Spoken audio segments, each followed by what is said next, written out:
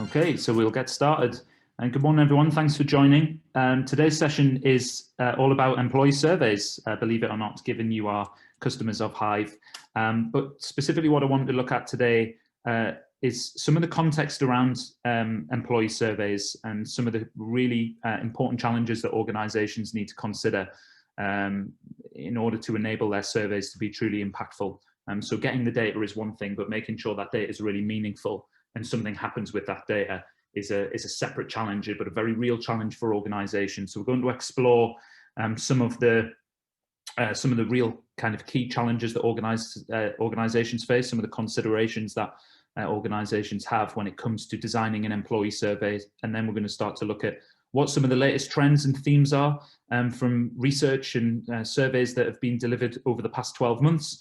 As we know, the world of work is very, very different now to what it was pre-COVID. And then we'll finish up by looking at some kind of tactical guidance around specific survey designs, whether you're looking to use and utilize Hive's validated question bank, or whether you're looking to write your own questions. We'll have a look at some of the do's and don'ts around that. And then we'll finish up with a QA, as I mentioned.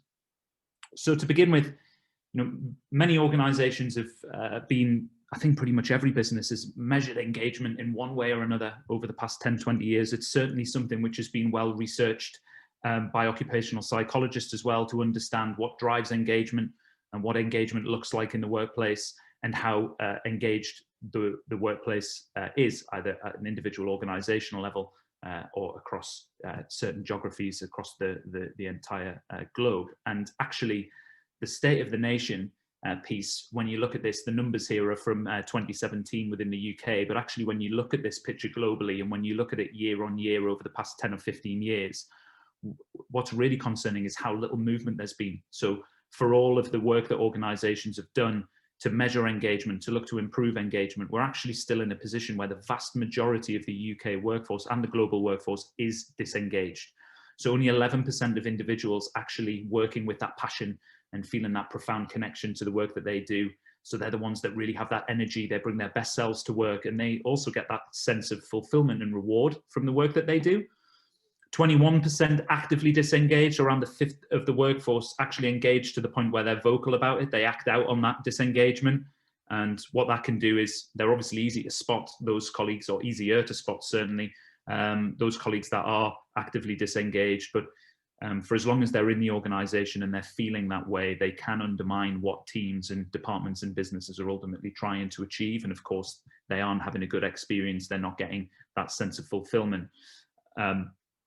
An even bigger concern for me is this 68%, the individuals who they're not actively engaged. They're also not actively disengaged. What that means is they're kind of sleepwalking through the day-to-day. They're busy at work, they're getting work done, but they're not experiencing that same sense of fulfillment and reward out of the work that they're doing. They're not experiencing that passion. They're not bringing that energy to work and reaching their full potential in any way. And that's a huge shame for an organization in terms of lost potential that they have across the workforce, but also at the individual level, to think that there are so many people who will spend so much of their lives at work not experiencing that sense of fulfillment is a huge shame.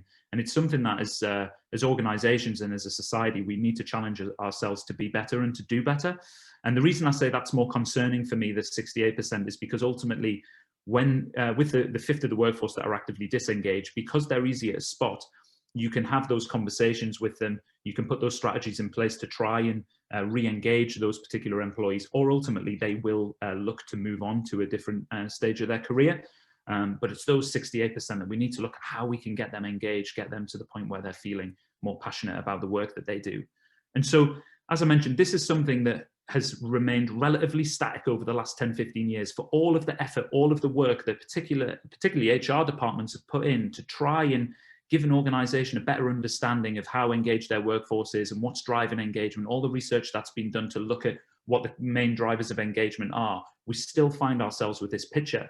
And what organizations are starting to do now is to move away from an annual engagement survey, which is represented with this big this bell curve that represents the big workload spike that goes into getting a big survey set up, putting all of the effort behind the comms, getting all of that data back in, trying to understand what the data is telling them, work with managers and leaders to come up with a big 5-10 point action plan of things that need to be addressed, and then try and move all of those forward. And guess what?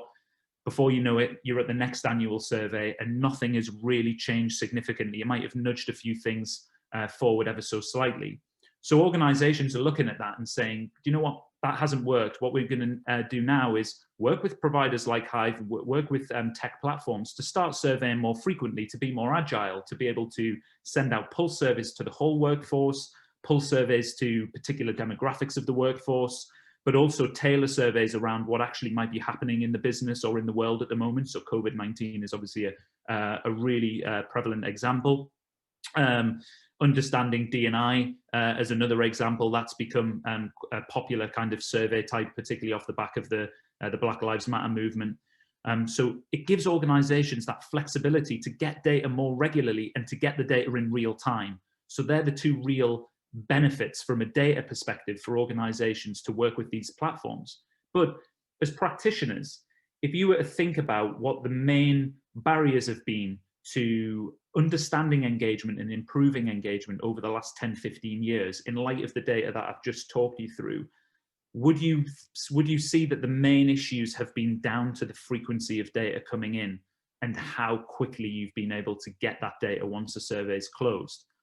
For me, and from my experience and background as an occupational psychologist, I would argue that it's not those things that really matter to driving cultural change and creating workplace cultures that are characterized by happy, healthy, and thriving employees. It's far more about mindset and behavior of people in the business in terms of how they think about engagement and the way in which they look to influence engagement. So unless you really tackle mindset and behavior, which of course is a hard thing to do, and it's not something that will happen overnight, but if you don't start there, just changing how you measure the data and how frequently you collect feedback and data from your people will not have the impact that you're ultimately looking to have on your culture as practitioners. So we need to start thinking about mindset.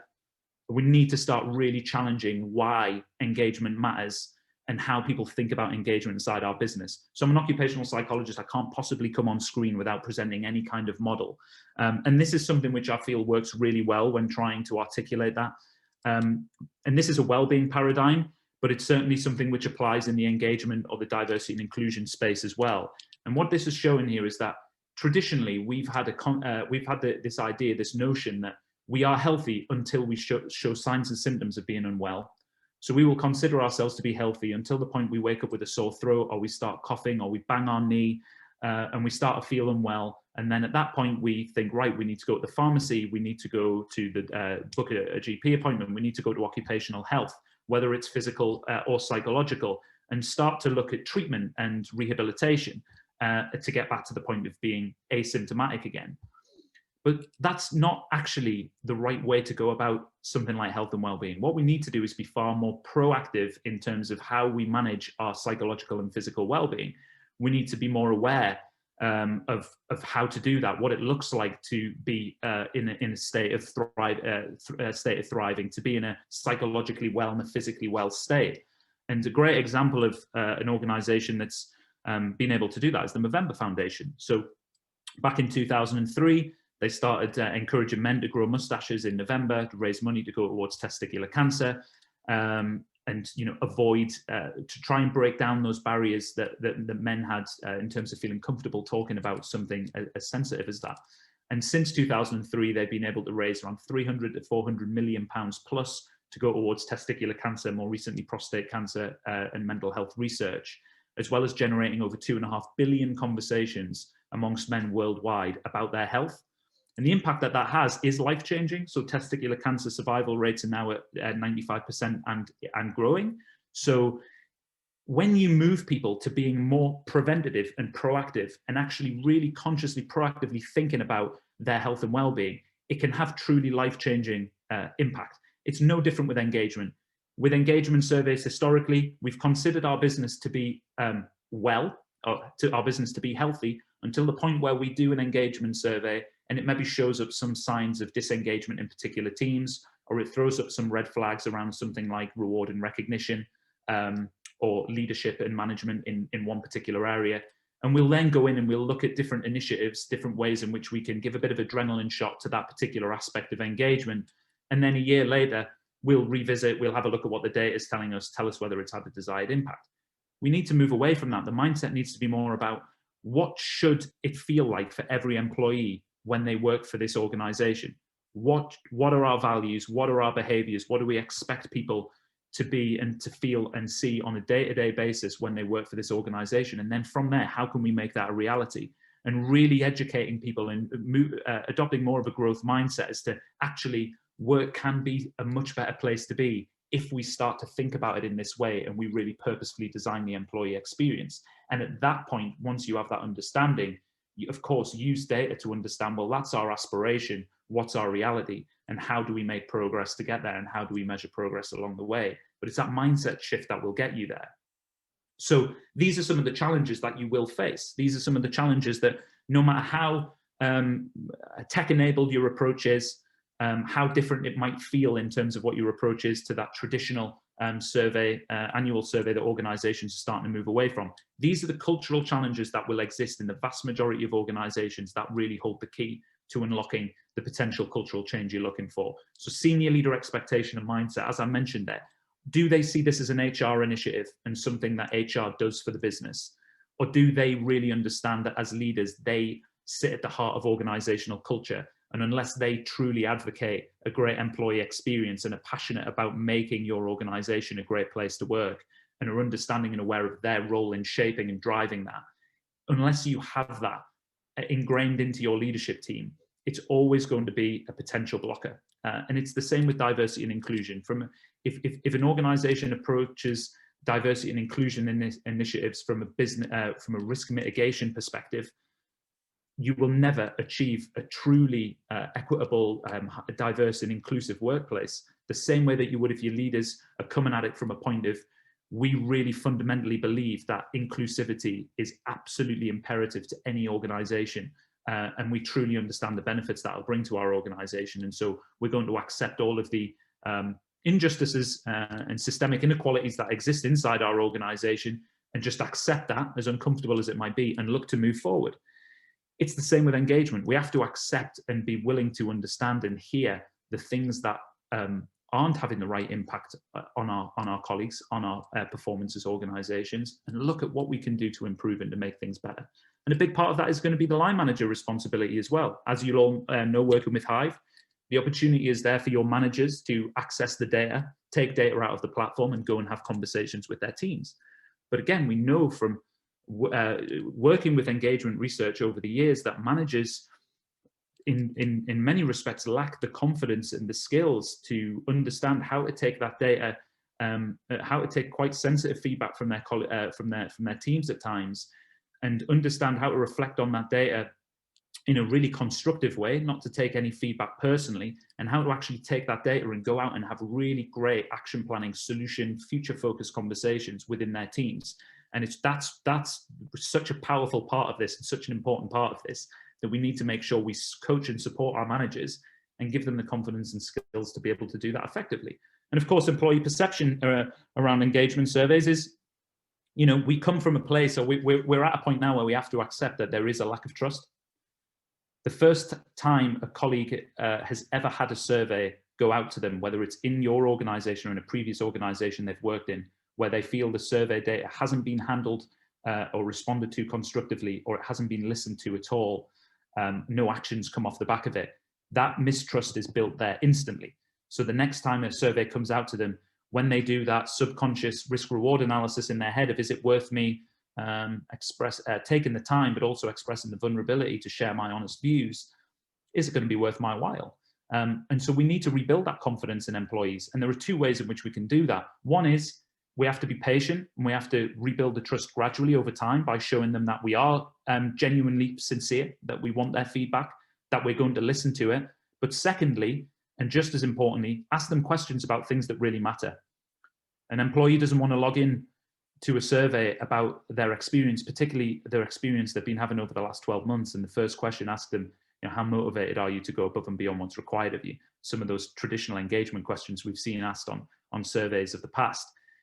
when we've been asking them questions, and we've been seeing surveys going out more recently that are asking people about remote working and the impact that COVID and new ways of working are having on their work-life balance, and what they believe the future workplace could look like and should look like to enable them to thrive, of course, that feels far more important to them, personal to them. It resonates much more strongly. And so employees are more likely to want to give feedback because they actually see this as being really important to their lived experience at the moment. And it also then helps managers as well, if they feel like questions are going out to their teams that they feel is going to be more actionable. So one of my first bits of guidance here, and if you've heard any of the Hive Live kind of short podcast type sessions we've done around this, I wouldn't say they're as long as a podcast mine, but we've talked about the idea of doing some perceptual positioning exercises. And we do have an ebook which we're going to share with you, which can provide some further details around this. But it's essentially about getting different stakeholders across your business together to actually have a conversation about what each stakeholder wants and needs from an employee survey. Surveys of the past have been designed to give HR what they feel they need to take to the business to talk about engagement and culture across the workplace. We actually need to understand what managers feel like they need, whether it's support pre-survey, post-survey, or certain questions, certain types of feedback that they would like to get from their teams, or whether it's talking to employees about what do they feel they want and need from a survey, to really give them the chance to ask questions about the confidentiality of it, or to talk again about the things that they would like to give feedback around. It's those conversations that are really important, because what they do is they give you confidence as practitioners that you're able to shape surveys that are going to have impact and they're going to add value. But also what you're doing is you're creating a sense of shared involvement and inclusivity from the outset that naturally makes your leaders, managers, and employees more bought into the survey and the process that you're looking to deliver before you actually send a survey out, so it can have a positive impact on response rates and just general engagement with what you're trying to do, what you're trying to deliver.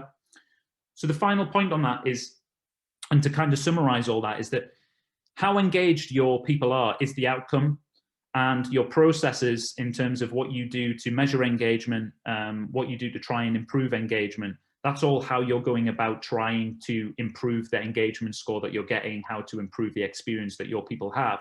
The starting point, and of course there are synergies here with the Simon Sinek Start With Why stuff, is that you need to think about what your identity is as an organization in terms of that employee experience, that culture. How well can everybody across your organization articulate what it should feel like to work for your brand, for your business? What does a good day at work look like for people? How does that differ between different types of people inside the organization? So having that real kind of tight kind of acknowledgement around what the identity is of the organization, that is the starting point, because when you know what that is, you're really clear on what it is and what it means to work for your organization. And that then tells you as a starting point, we need to measure and understand whether that's the reality and what we need to do to improve it, as I mentioned earlier. So before I go into some themes and trends of the last 12 months, and to give you a little break from my voice and to give myself a little break from talking for a couple of minutes, I just want you to spend a few minutes just reflecting on what you've heard me talk about there. Feel free to put any questions in the QA that I can then pick up later on. But I want you to have a think for a few minutes about your identity inside your organization. So I'm sure you can really quickly tell me how what you measure. You measure engagement, you probably measure labor turnover, you might measure sales performance, revenue, customer satisfaction, sickness absence. You can probably tell me all of those things really quickly, what you're measuring, all the different metrics you've got. You'd probably be able to tell me a lot of things that are in your people plan and things that you're doing to measure a lot of that stuff, things you're doing to try and improve a lot of that stuff, a lot of initiatives that you've got going at the moment. How well can you articulate your identity, and where do you think you can do more around that to strengthen that identity and make sure that every employee across the organization is really bought into what that identity is and really understands that that is the culture and the employee experience that you're trying to deliver? So just have a couple of minutes to think about that, and then we'll move on to the next section. And as I mentioned, just one more time, please do use the QA in the chat box.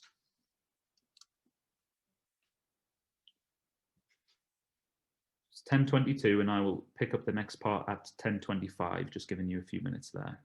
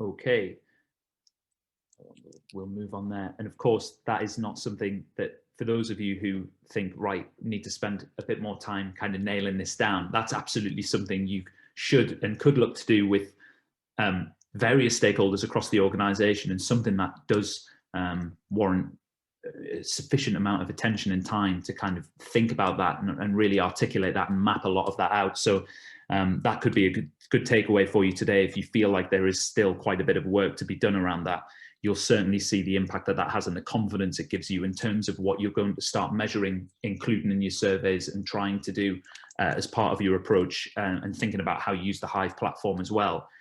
If you can get that into a better place and really kind of communicate it across the organization as well. So moving on to current themes and trends, I'm going to pick up all the QA kind of all together towards the end of the session. So the last 12 months, as we know, has been very difficult, to say the least, for all of us, personally and professionally. But what we know is, based on what I said at the very beginning of this session, is we're not leaving anything great behind in terms of the world of work. You know, yes, we all can't wait to go to the hairdressers again. I certainly fall into that category. You know, everyone's campaigning for June the 21st to become a bank holiday and we can all get out and about again. But if we think about the world of work, there's no reason to want to rush back to how we were before the pandemic, because there were lots of things that organizations needed to do to make work a better place to be. But of course, we have suddenly been thrust as a result of the pandemic into a world where we are working more remote than ever before. We're having to rely on technology more than ever before. And we have a very real challenge of understanding the impact that this is having on our employees, being able to support them and ensure that they are able to continue working productively and in a way that is healthy as well, and to understand what they need from us to be able to achieve that. And of course, technology means that, you know, such as Zoom, Teams, Slack, Hive, whatever it is, we do have the technology available to keep people feeling connected and to certainly still be able to communicate with one another. But we've learned some really interesting things over the last 12 months as to the impact that COVID has had, and the way in which organizations have really been able to harness the power of employee voice in terms of thinking about what they need to do moving forward. And I think one of the things that's really important with this is a lot of organizations, when COVID hit, they went in one of two ways. Many organizations really saw employee voice as being absolutely pivotal to help them find and navigate their way through to the other side of the pandemic and come out stronger, and with a much clearer idea and more confidence around what the future would look like. Other organizations saw surveying as something which could be put to one side for the time being, as the organization went into a kind of top-down, let's manage our way through this crisis and kind of tell people what we're doing to do that, and not giving them much opportunity to ask questions. I think for any organization which falls into the latter bucket of those two, I think there will be some regret around that, because I think employees, and certainly what we've seen is that employees are really holding their organizations, their employers, to account more than ever before in terms of judging the integrity and the authenticity around everything the organization said about the importance of their values and the importance of their people. You know, that was really put to the test, how authentic that was when COVID hit. And for those employees that feel like they've had that opportunity to feed back, that opportunity to ask questions, receiving communication from the organization, but receiving communication with empathy in a way that isn't just one-way broadcasting of information, has been really powerful. And across our customer base, we have seen increases in engagement over the past 12 months, improvements in employee net promoter score as well. So we know that even though this has been a struggle for us, we are all still struggling, and some days are more difficult than others, of course. On the whole, those organizations that have continued to prioritize employee voice, we have seen engagement go up. And I think that, you know, for the next kind of 5 or 10 years, a lot of employees will be thinking about their organization and the brand and the way in which they've handled not only COVID, but things like the Black Lives Matter campaign as well. We know how important those two issues particularly have been for employees. So what our surveys have said, and it links back to what I was alluding to earlier, because we've seen more organizations asking questions about the impact of COVID, focusing on health and well-being, D&I, as two main kind of themes, we've seen an increase in response rates. You know, people have wanted to feedback on this because it's felt that like this really matters to them. So that's a big increase in average response rate, 15 to 20%. For those of you who utilize our digital open door feature, we've seen 170% increase in employees leaving suggestions. For those of you who don't currently use Open Door, it could be worth exploring that, because that's a platform that, whether you've got a survey live or not, it gives colleagues the opportunity to ask a question, raise a concern, put forward an idea for improvement, and you can customize that and tailor that around however you want to. So some of our customers have it as a direct line into the CEO. So the CEO reads all of the suggestions that are left once a month or so, and then kind of takes the learnings, the themes, and goes back out and communicates whether it's possible for anything to be done about it. Others might customize it to be around well-being.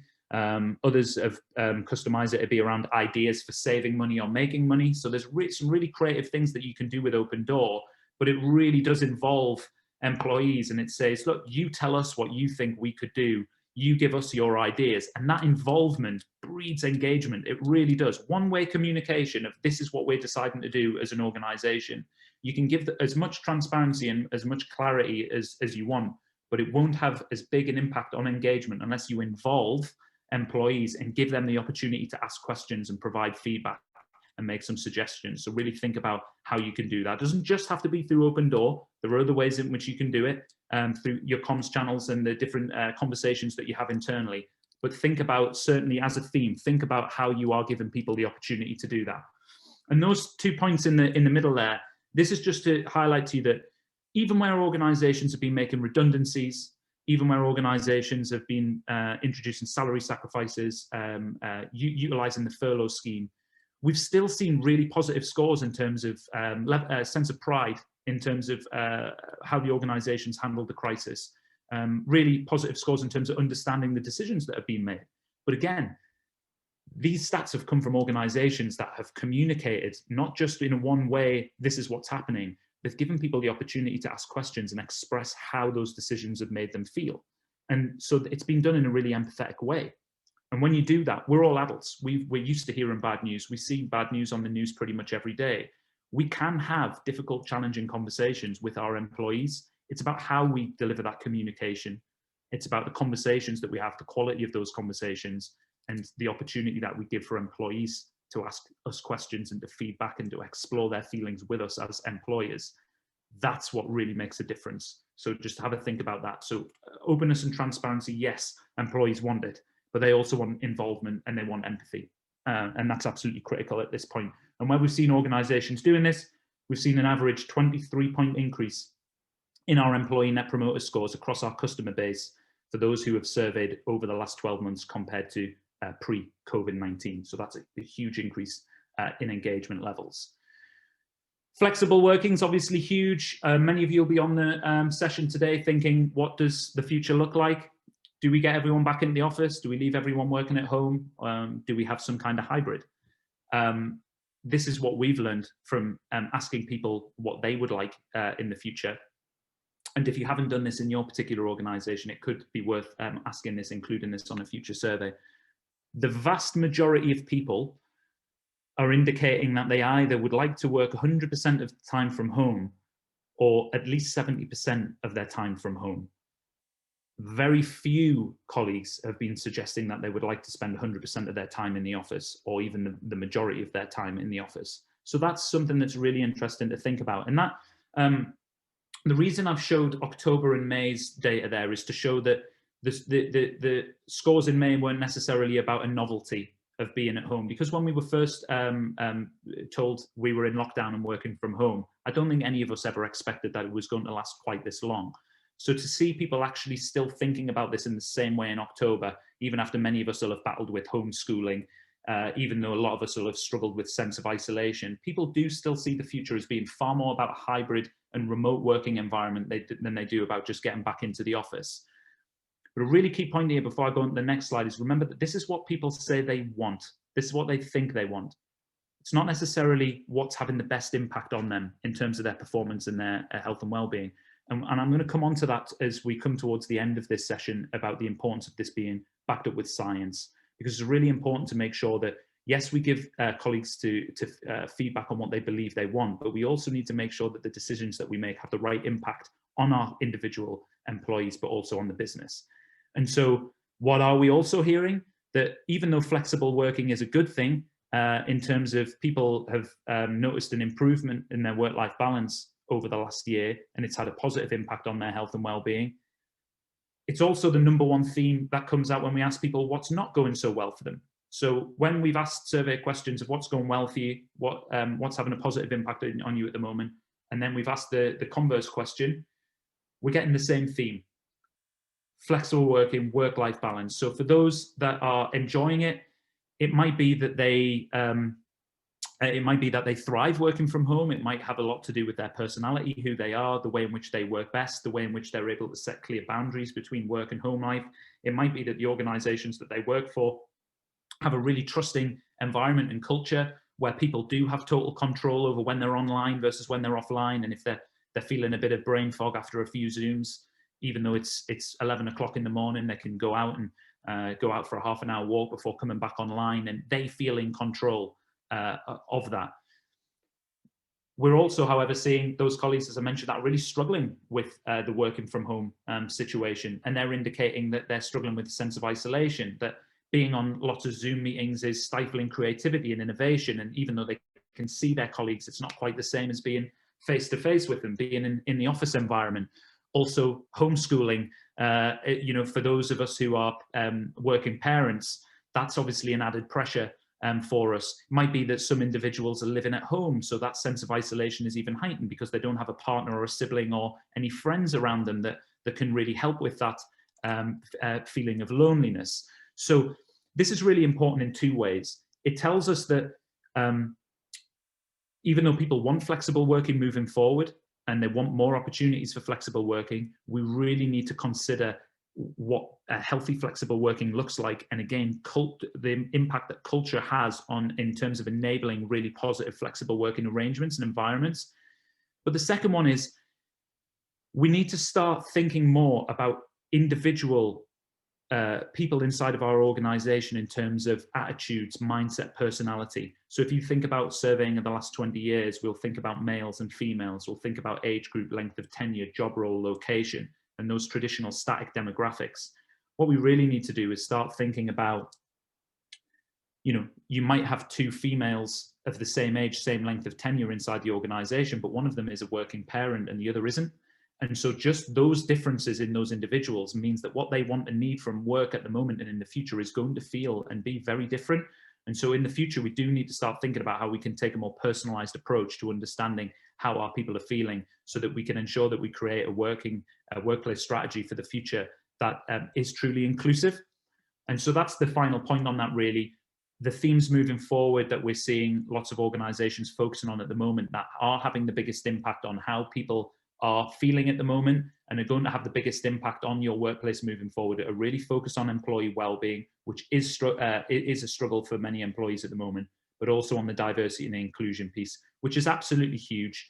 It's peaked in terms of organizational interest in surveying since the BLM movement, but even before that, we were seeing inclusion becoming an even bigger and stronger driver of engagement than ever before. So it's really important that we focus on that, particularly when we consider that if we do create a hybrid workplace moving forward, we do need to consider that people who are working from home versus people that are working in the office, how do we ensure that those that are working in the office don't have an employee experience that is more supportive of their working environment and their working reality versus those that work from home? So we need to understand how to make things like collaboration and connectedness work really positively for us, no matter where our employees are, so that it is a truly inclusive experience.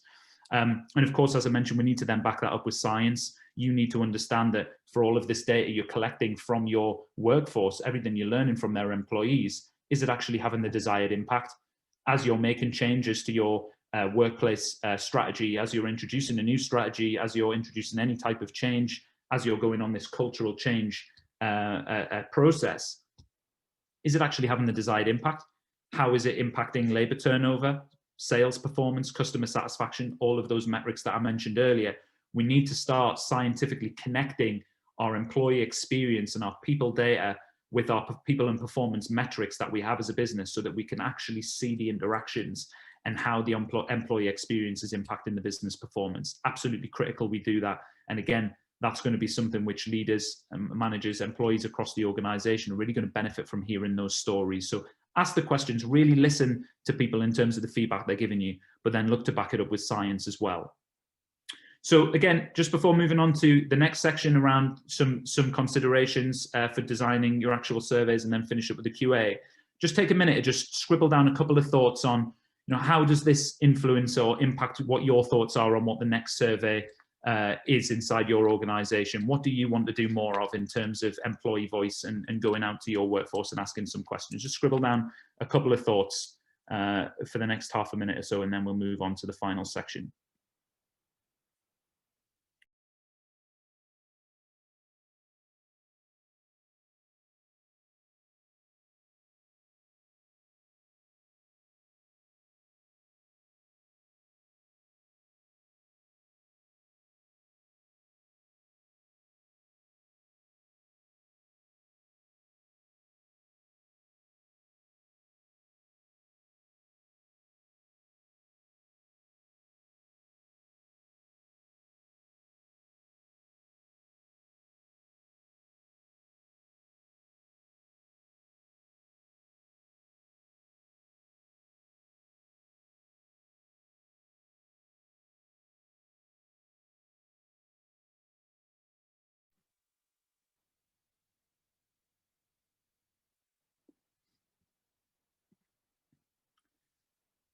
Okay, I'm back.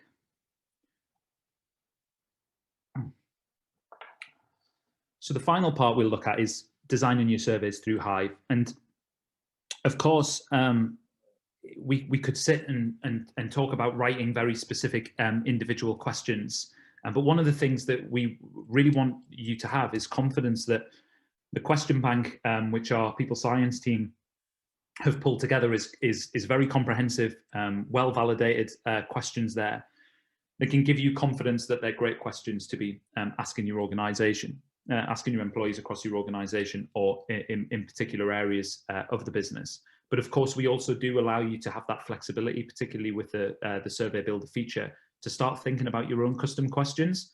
And so we have created 2 new ebooks, which we'll be sharing with you.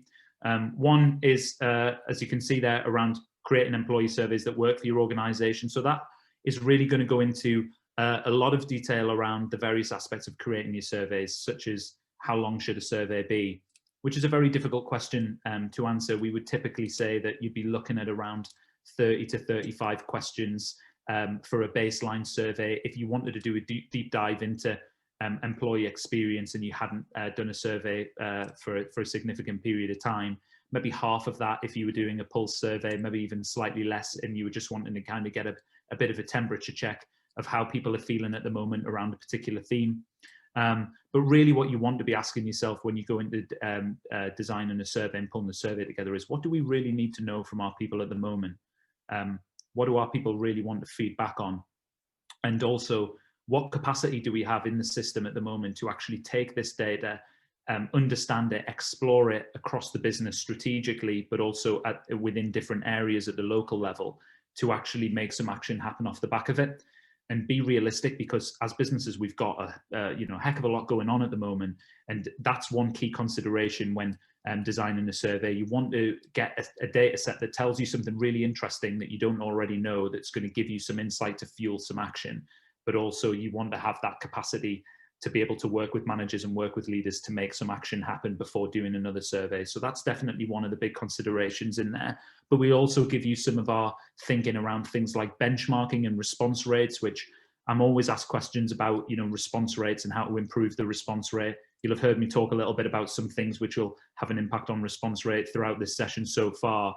But we'll go in there in some detail around free text questions and leaving comment boxes on, and just some of the kind of do's and don'ts and good practice to make sure that you send out an employee survey that isn't going to overwhelm you, but it's also not going to overwhelm the employees who receive it and who are asked to fill in. And also things around questions to carry over from historical surveys versus new questions, and just some of the challenges that you might have around that. So do take the time to go through that ebook when it's shared with you.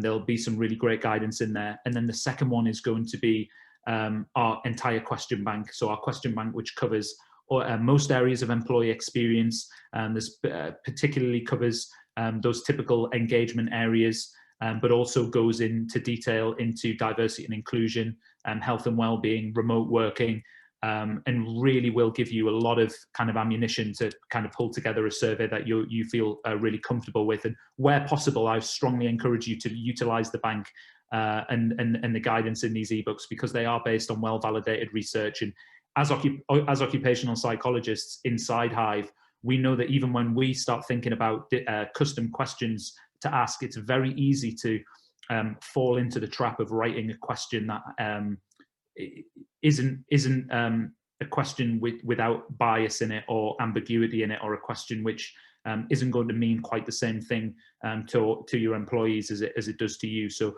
when you do want to write your own questions, first of all, approach it with caution. Make sure you use someone as a sounding board. Get in touch with Hive as well. We can try and support you and act as a sounding board for when you want to write your own custom questions. But before going into the Q&A, just a couple of things, key considerations for me that I wanted to share with you is subjective bias is one big consideration. So a lot of the questions in our question bank will start with I feel, or I think, or I am. And that's because we've asked questions like that for so many years. So in terms of benchmarking and being able to provide some benchmarking data, lots of organizations use that.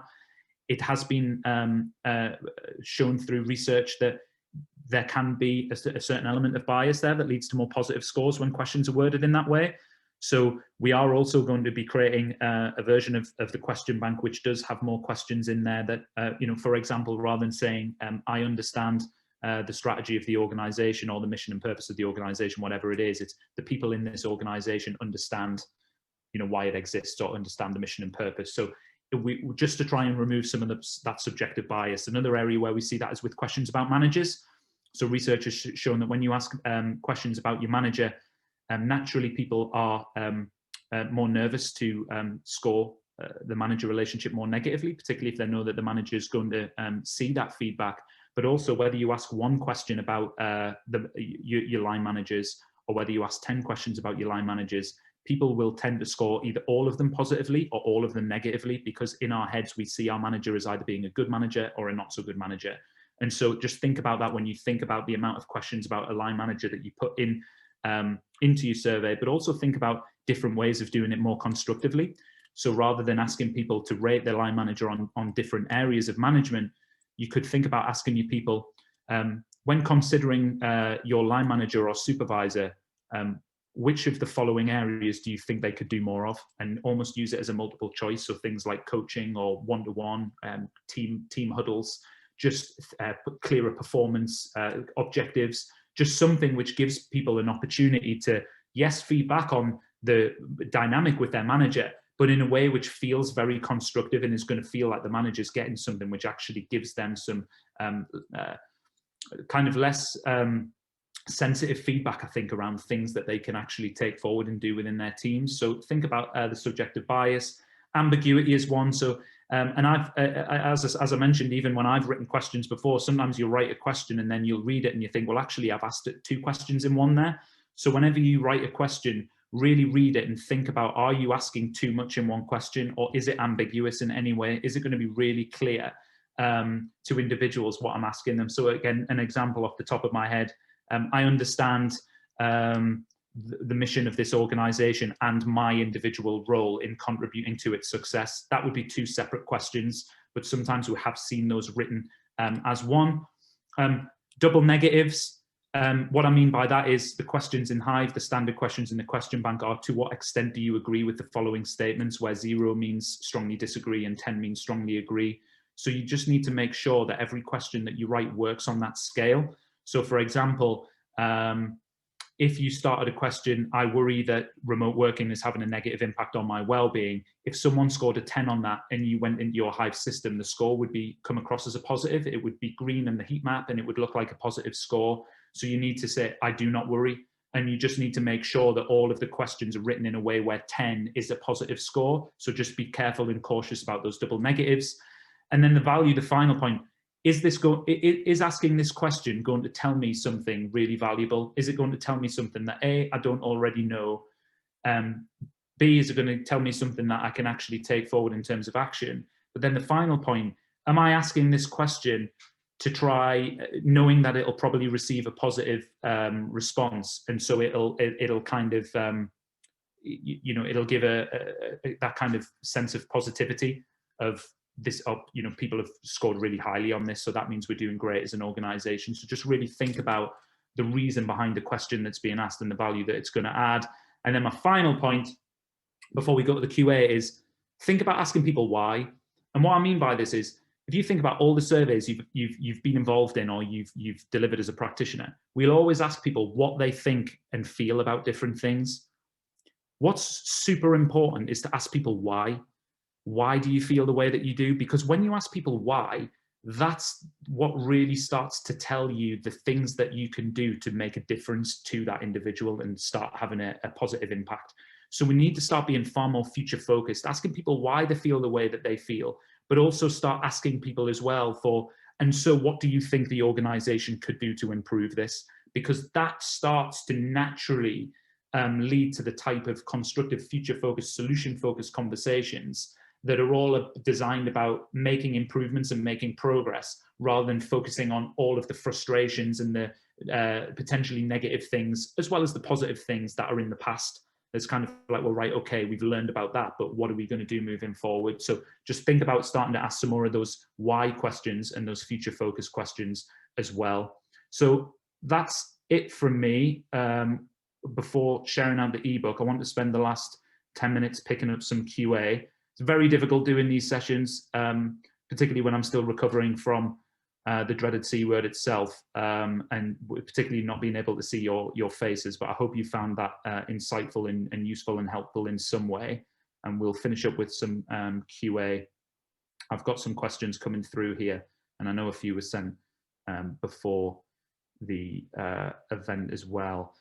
So I have one here. Would you recommend opening up full access to the results to everyone in the organization? I think there's certainly a utopian a view of where we would like to get organizations to from a cultural perspective, where everyone can just see all of the results. I've even been asked before about getting to the point where people don't even feel the need to remain or have that confidentiality when they're filling in a survey. And again, the reality is you probably need to start with understanding where you people are now and where you are culturally now. And that actually, if everyone saw the results, would they respond to the results in a constructive way? Would the conversations be constructive, and would they be consistently constructive and positive right across the whole organization? You might have some leaders that, or managers that when they see results for their teams, they do take it quite personally if there's some negative feedback, or if they see all of the results, they might just have a look and say, well, oh, I actually benchmark more favorably than 75 or 80% of the other managers across the business, so I don't really need to do anything. I'll just crack on and then see what happens the next time we do a survey. So I do think that there's an evolution that needs to take place, where we do get more mature as organizations in terms of the people data that we collect and the conversations that we have around it. So I would certainly say it's a good and ambitious thing to aim for. But just approach that with caution and really think about the potential consequences of doing something like that too soon. I had a question here about employees being skeptical about providing feedback. Any advice on how to increase response rates? I think picked that up to some degree throughout. As I mentioned, it might not be about just their experiences inside your organization as much as it is about experiences inside others. But anytime we receive a survey, we'll think about, is it worth me filling this in? And that might be about time that's taken. It might be about confidence in anything happening with the data. That's probably the main one. It might be about feeling like, well, actually, if I'm honest here, it might have a potentially negative consequence for me. So what we need to do is understand that the only way to improve our response rates is to really think about how we can rebuild that trust and rebuild that confidence. One of the things I would say is that too many organizations over the past 10, 20 years have looked to try and, I wouldn't necessarily say manufacture a high response rate, but they've really, really pushed and pressured employees, managers. You know, there have even been certain organizations that have even financially incentivized managers to get an 100% response rate in the past with engagement surveys to kind of get that high response rate, because that's been seen as a kind of key metric for the success of the survey in itself. What I would say is that, yes, you want a high response rate because you want a response rate that gives you confidence that it represents the feeling of your people, but you don't want a response rate that is full of people who are only completing it because they feel they've been pressured into doing so, just to kind of stop being asked, oh, have you completed the survey? Right, you know, yeah, right, I've done it. Because the last thing you want is to have a data set where people have jumped in and they've maybe just hit a load of 6s and 7s or 5s just to be able to say, well, I've done that survey. So you want the response rate to be representative, but you also want it to be a valid data set on the other side of it.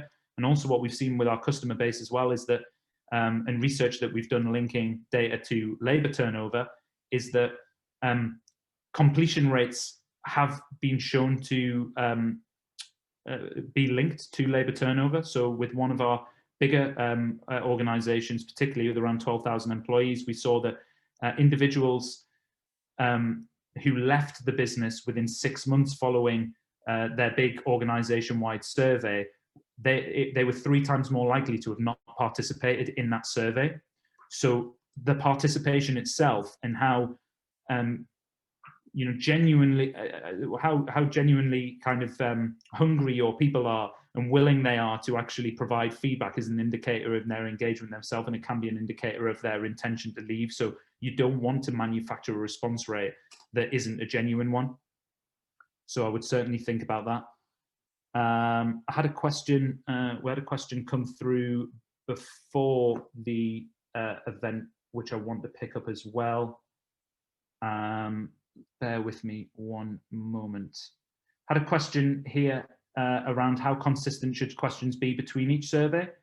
So regularly have to wrestle between what I would like to hear feedback on and whether the survey results could be a self-fulfilling prophecy. So that links to the bit I mentioned there about value at the end and whether the questions are going to actually add value into the business and tell you something you don't already know.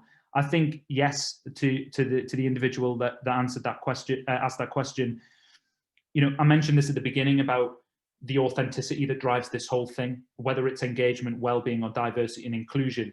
You know, there's a saying from an American poet that is, the master's tools can never be used to dismantle the master's house. So, and what that means, particularly in the diversity and inclusion world, as I mentioned, is if we design and roll out unconscious bias training because we want to avoid a potential case of discrimination being raised, it's been shown that those types of approaches don't have the desired impact.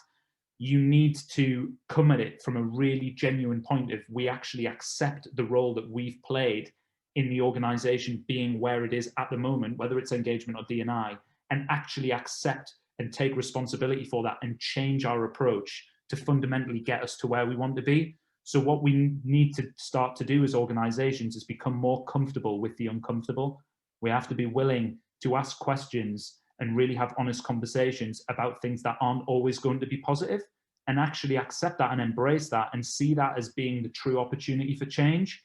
And so, you know, what we need to try and do as practitioners is really challenge organizations and challenge our leaders to be braver and to be more open to doing that.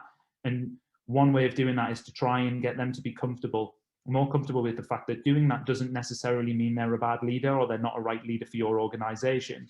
But it's just a necessary step that we all need to take to make genuine improvement inside all of our businesses, but also societally as well. So I think that's a really important point that was raised there.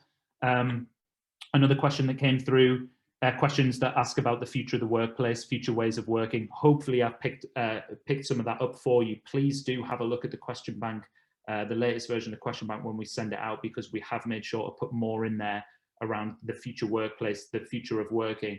But I just think, again, what I would like to reinforce around that particular point is, yes, ask the question, listen to what employees are saying, but make sure we connect that with true business and people and performance metrics, so that we make sure that the things that we're doing and the things that we're introducing, we always need to be evaluating it and asking ourselves, is this actually having the impact that we wanted it to have? So that's really important, but certainly that is what we need to be doing. We need to be giving our employees the involvement, the opportunity to feedback on something as important as that. And you can do that through asking the types of questions that are in the survey. Any other questions that have come through? I've answered that one. And we've got to 11 o'clock. I think the other questions that have come through have been picked up. So I'll leave it there for this session. Hopefully you found that useful. Please do send any feedback through if you do have any. We're going to look to do more sessions like this, not just around design and surveys, but around things like actioning the feedback, how to support managers to do more with the data. We really want to support you to get the value out of all of the various features of the Hive platform. So we're going to share the content with you around the survey design. Please do feedback, ask us any questions, and make the most of the people science team that are here to support you at Hive. We want to help you craft the surveys that are really going to give you the insight you need. So thank you so much for your time on this Thursday morning. Thank you for bearing with me as I had to reschedule this session. I really do appreciate it, and I look forward to speaking to you all soon. Have a great end to the week. Thank you so much. Bye.